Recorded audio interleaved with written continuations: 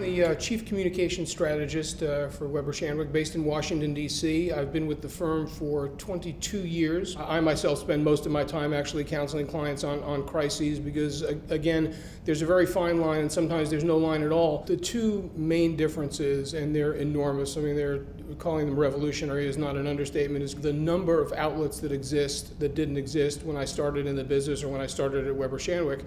And then time compression. In the good old days, there was one deadline, and it was at 6 o'clock at night, and that was pretty much it. Everything was geared toward making sure that you were on the evening news or you got the first edition of the paper done.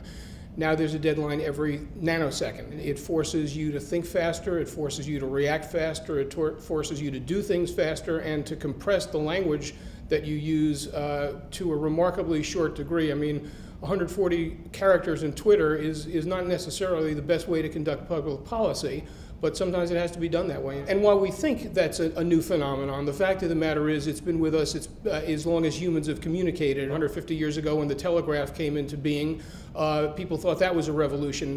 SOS is not any different from what LOL is. So people have always been striving to communicate faster.